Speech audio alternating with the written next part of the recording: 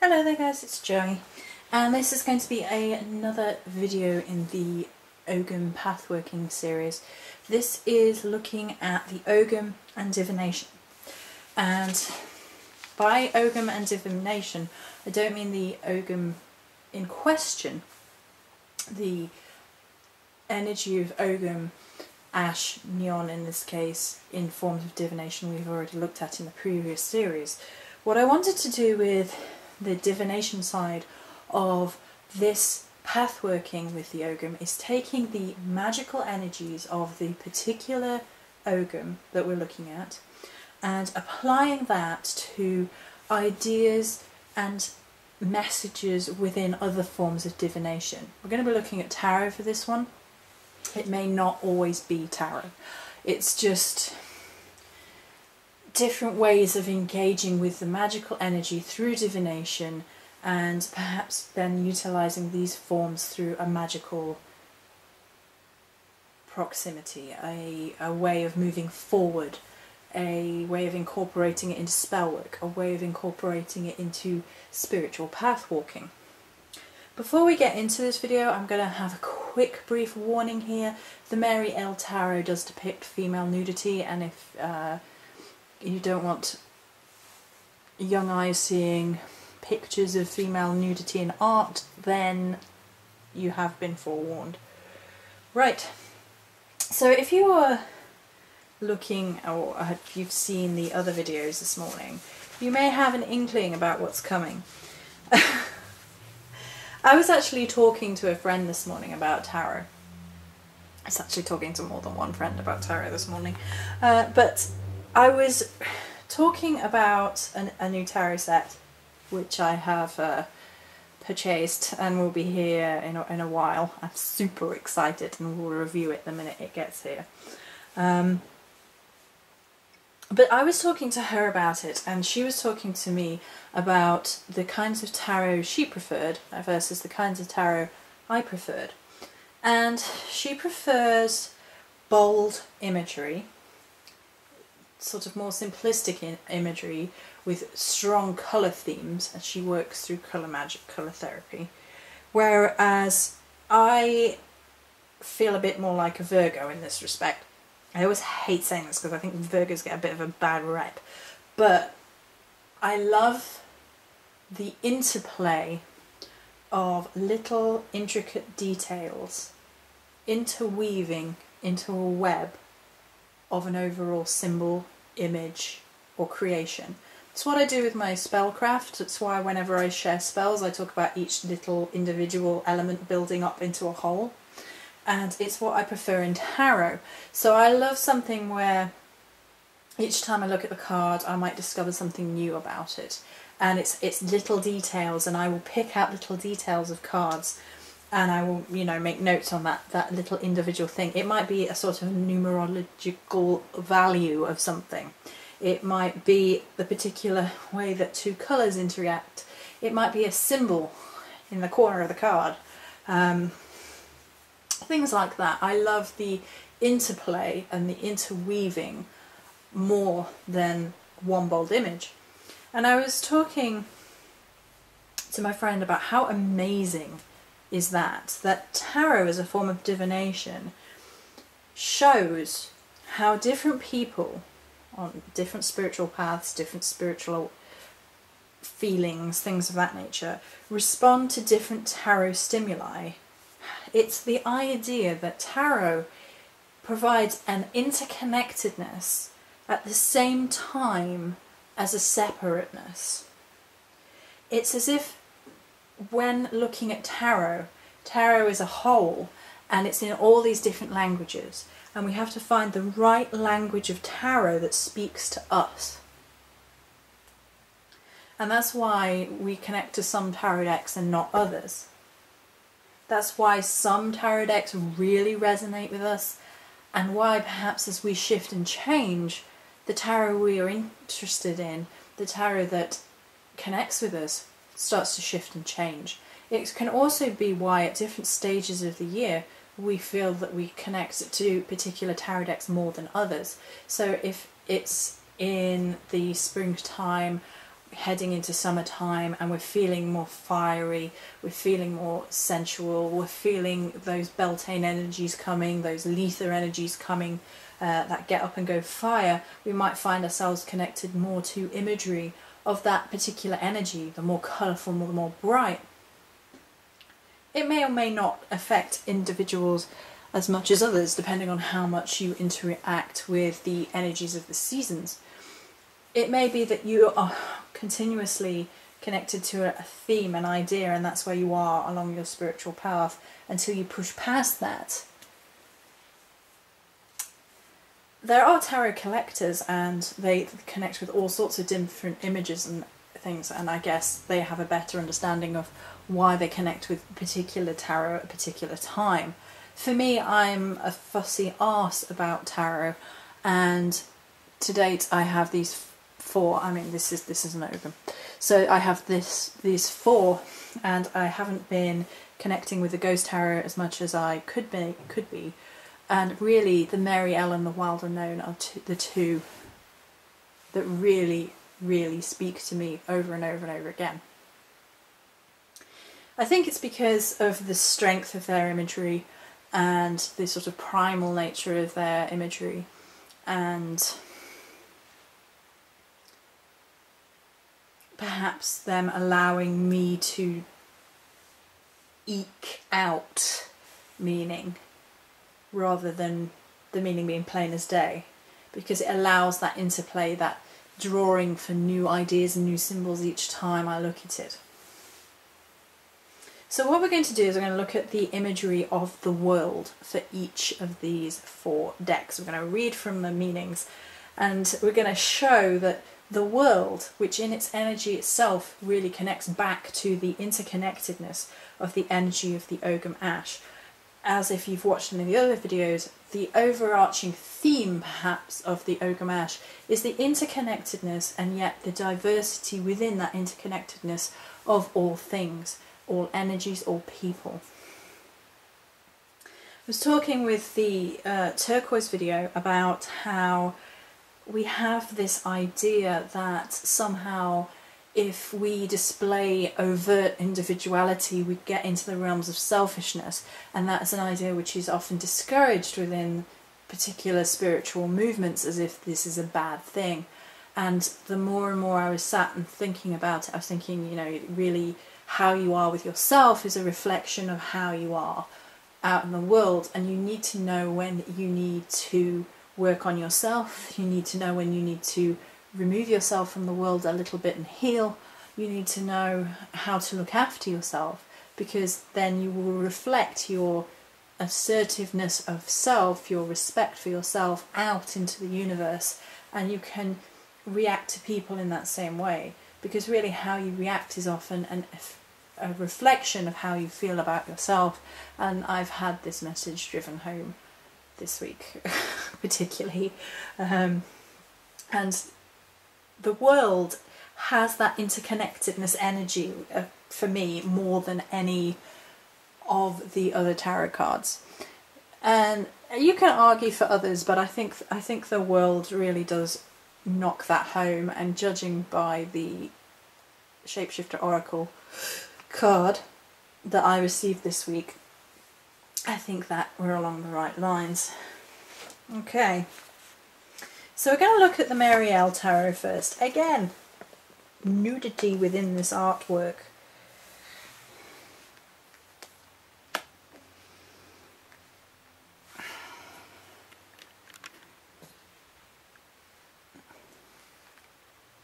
It's a beautiful card. So reading from the Mary L book.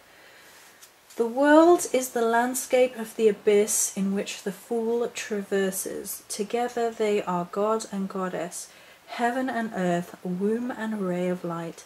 She is the sky, he is the sun. There are many opposites and contrasts, and none are exactly equal.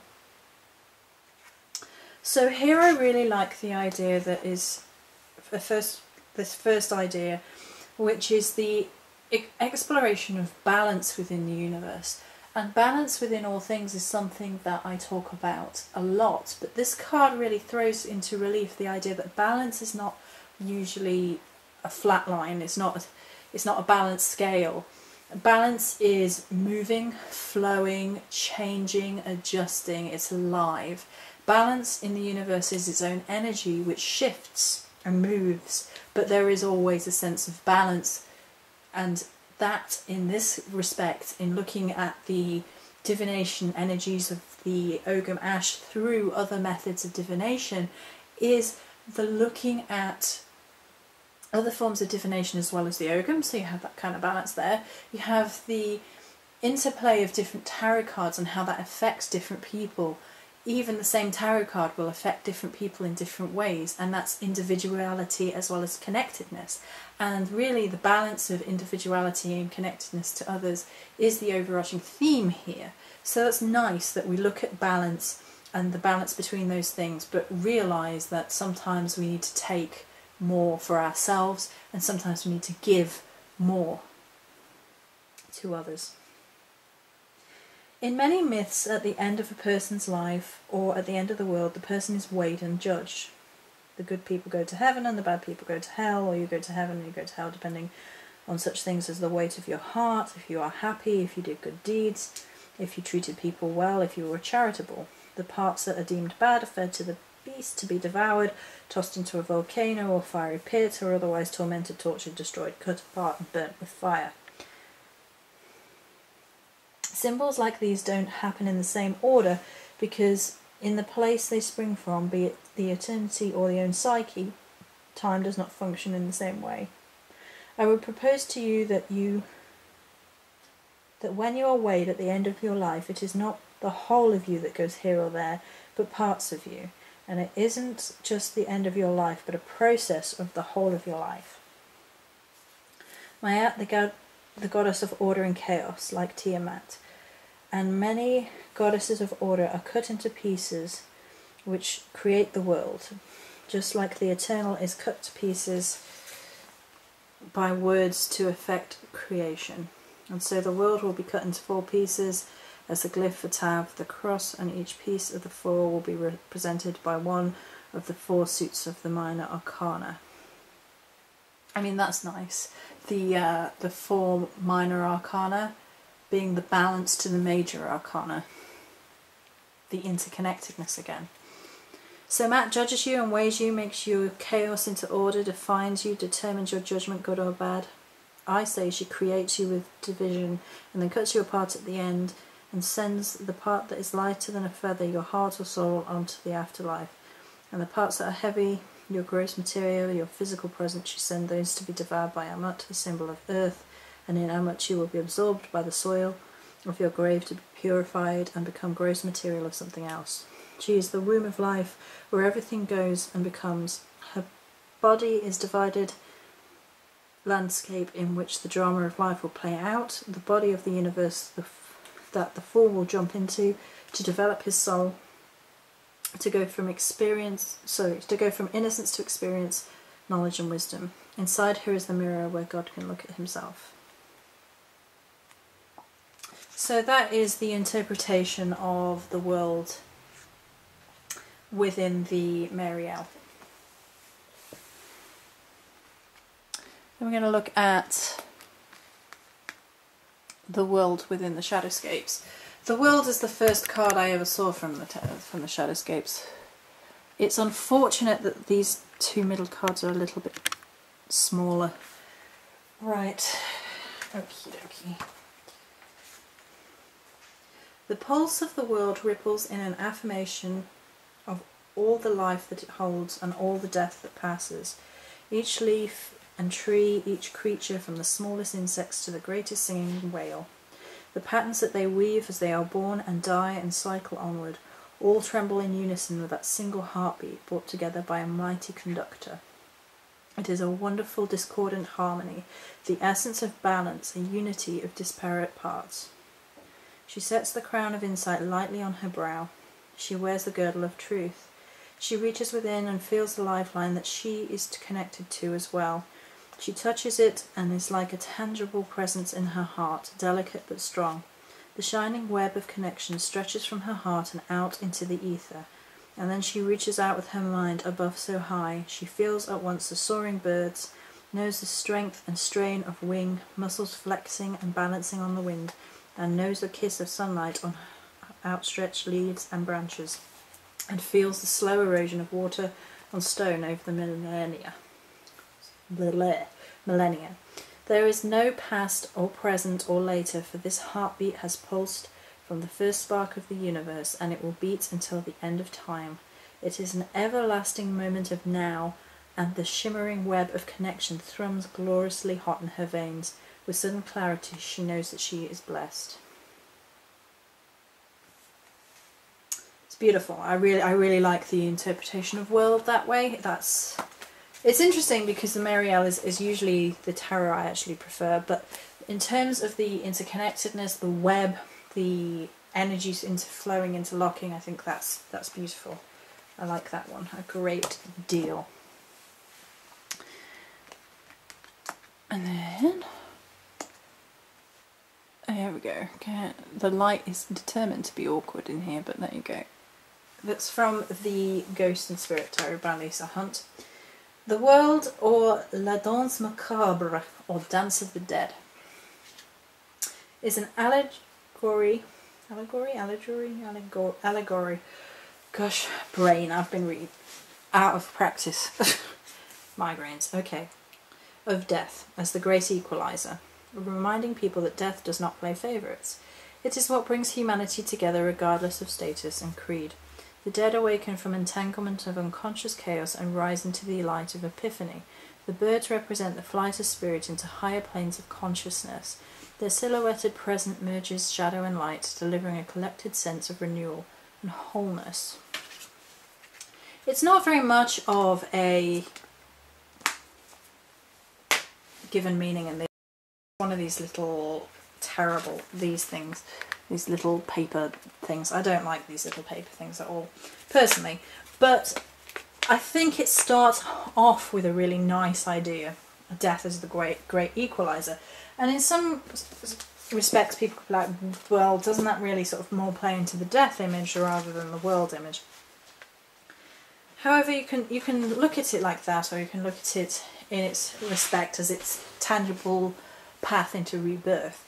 So without death there is no rebirth, and death is something that happens to each and every one of us, and is the great mystery. The great mystery is the great unknown, and sort of ties into a long-standing human belief system about what happens after death that changes across time, changes across culture. The way in which we react to, engage with and treat death is something that can be easily traced through history. The interconnectedness of all people through the end of life is something which very much binds us as people across everything.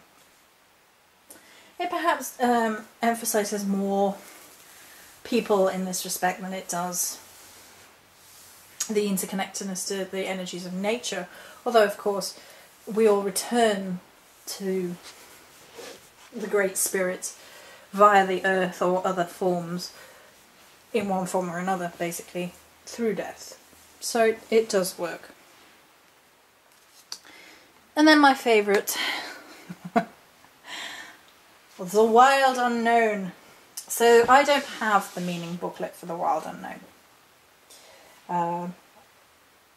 I read about it when I first got the deck, and it was advised against. It was said, you know, it's not in depth, it's not any different from any standardised meaning of the world.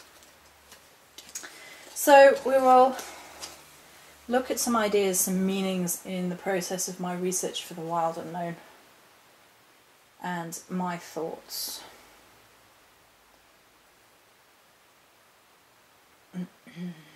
Okay. So on the outside of the card you have, let's just zoom out a little bit because this card is a little bit bigger, there we go. You have the black night sky here with the white stars, and eking down into the white down here. You have circles within one another. You have sort of the snake skin here. This one has all the colours of the spectrum going around. There are flowers in the darkness here, and then sort of a white hole at the centre.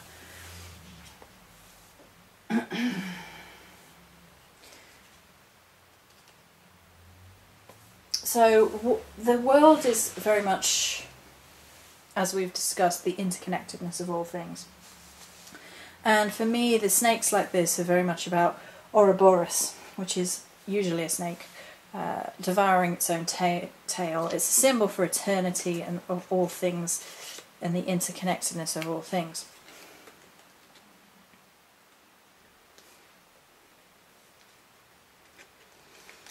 Here we have, I'm going to read to you a couple of ideas that I came across about this card. So, the human spirit, whose natural home is the cosmos, filters through the snake skin, which is the entanglement of the material or natural world via the flowers. The white hole in the centre is a manifestation of spirit, endlessly completing the journey. Spirit going back to matter, back to spirit, back to matter, the divine circle.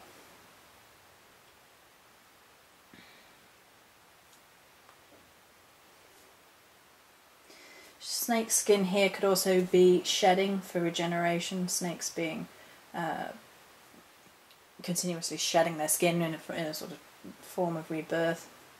The colour spectrum being the entire spectrum of light and colour and a rainbow, a complete cycle.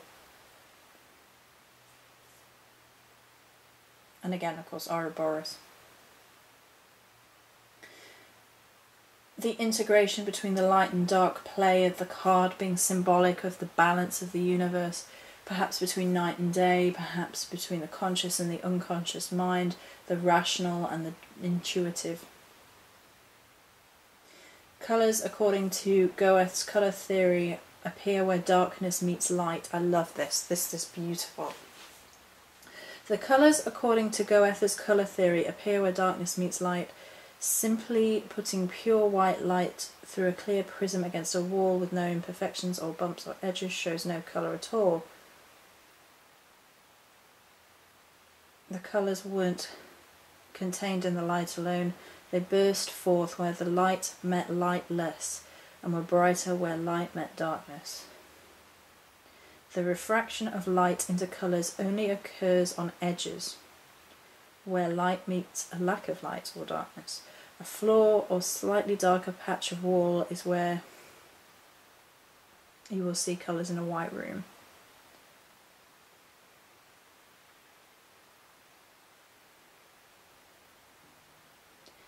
So the symbolism here between light and dark is where all colours come from. Between symbolically the black nothingness and the pure white explosion of everythingness lies the entire world of variety and colour.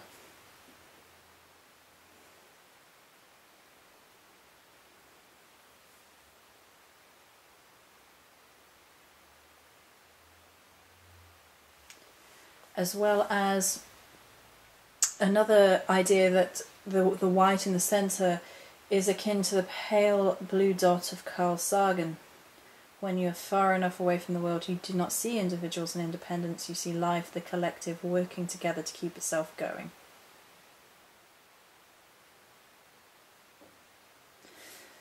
So, there is an incredible intensity in all of these cards, and each and every one of these cards depicts the notion of interconnectedness of all life. I've popped the ghost card away because it was just too bright for it in a larger sense. But these, and then the light goes in, of course. It's the universe laughing at me, I swear. The universal connection is laughter. Just laughing at the light going in and coming back out again. Right, so these cards are all slightly different images of the same idea. So the same idea runs through the standardised tarot images. And different interpretations of those standardized ideas come through tarot decks, through imagery and the written word.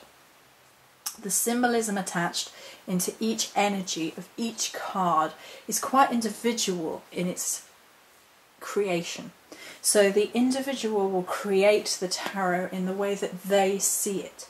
They will have this concept, this idea, and things will spring forth from the well of their own creativity. And that individuality will be splashed on that card and in the writing about that card. And then they will birth their tarot cards into the world. And then something incredible starts to happen from that point forward. Other people will pick up the tarot cards. Other people will read the meanings applied. And they may fully integrate that into their own sense. So in that, a connection is formed between people and energy. And then again, they might take on board that and grow themselves with regards to those tarot in their form of divination. They might see different meanings, different imagery. They might have a different vibe, a different feeling from each card. That particular card can help them adapt and change and grow and search. And it becomes this incredible interconnected web of imagery and symbolism from one concept, from one idea that spans back through history. The idea of tarot originally being more to do with playing cards and then coming about and changing and shifting through time and taking on a deeper meaning is incredible. It's this incredible growth and cycle of a form of divination that interconnects across cultures, across worlds and across time, and pulls on all this symbolism and history and feeling of people, and helps people when they're searching and struggling through life. It provides guidance. And then how we interact with the cards can change and shift. We can use them purely for divination. We can use them in magical workings. We can use them in meditation. We can use them in healing. We can use them for all sorts of things as part of our spiritual growth. And I just love the idea of the worlds in particular, but all tarot, as a form of energy that works to display the interconnectedness of people as well as their individuality, and how those things mesh together to create a spiritual whole. So that's it for this video. I hope you enjoyed. Many blessings.